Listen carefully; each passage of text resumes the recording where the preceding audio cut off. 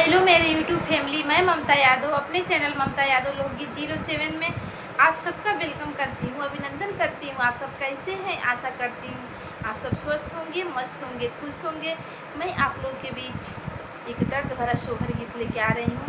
एक राजा की 7 बेटी होती हैं। वो राजा अपने सातों बेटी से पूछते हैं, 6 बेटी से पूछते हैं कि आप लोग किसके कर्म से हैं, किसके कर्म से खा रही हैं, किसके कर्म से हैं। तो 6 बेटी कहती हैं मैं आपके कर्म से हूँ। 7वीं बेटी बोलती हैं कि नहीं, मैं अपने कर्म से हूँ।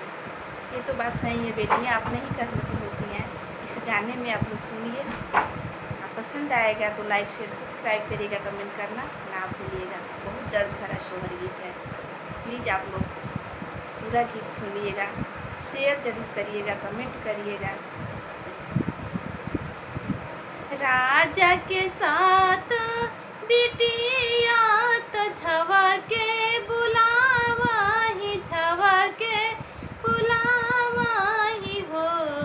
बेटी के करे कर में तू ही बालू के करे कर में खालून हो। बेटी के करे कर में तू ही बालू के करे कर में खालून हो। 6 बिटिया तब बोला ही राजा के बतावा ही हो। बाबा तुहरे कर में हम बानी, तुहरे कर में खानीन हो। बाबा तुहरे कर में हम बानी, तुहरे कर में खानीन हो। 7 बिटिया के बुलवावे त वहू से पूछन लागे हो।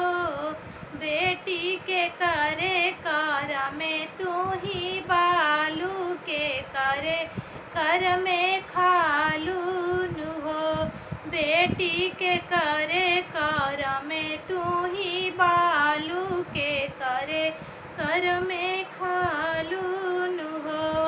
7 बिटिया तब बोला ही राजा के बतावा ही हो। बाबा अपने कर में हम बानी, अपने कर में खानीन हो।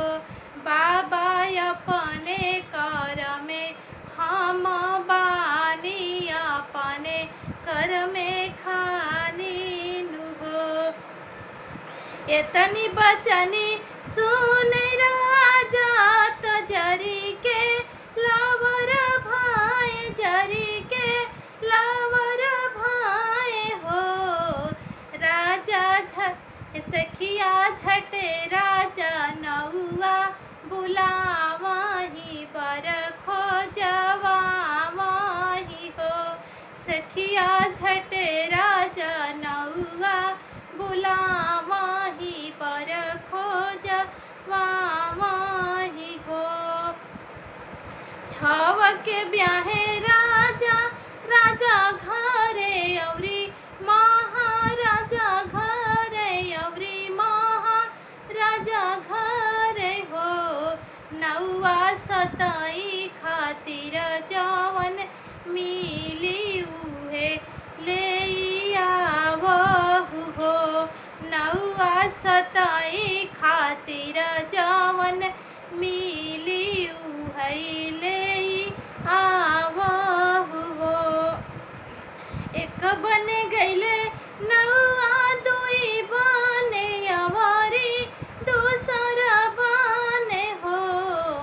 सखिया तीसर बने मिली गईले मेघा के ले आवही हो। सखिया तीसर बने मिली गाए मेघा से वो ब्याह कर हो। राजा के लागे दरबार दामाद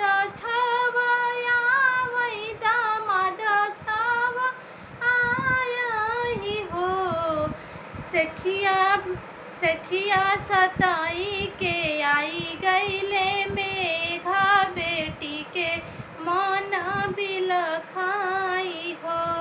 हे रामा सतावी के आई गईले मेघा बेटी के मन बिलखाई हो। छाव के दिहाले सिंहासन बगल बाई ठावई बगल बाई ठावई हो।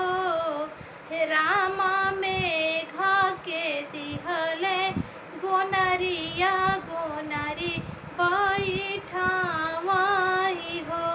हे रामा मेघा के दिहले गोनरिया गोनरिया बैठावाही हो। भुइया से कूदी गईले मेघा गोनरी जाई बैठई रूपवा बदल ली है रूपवा बदल ले हो। रामा होई गईले श्री भगवान बेटी के मन हरिसाही हो। हे रामा होई गईले श्री भगवान बेटी के मन हरिसाही हो।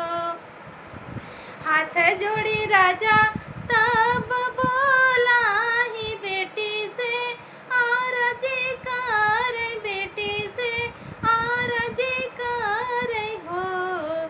बेटी तू तबालू अपने कारमावा तुहर श्री राम मिले हो।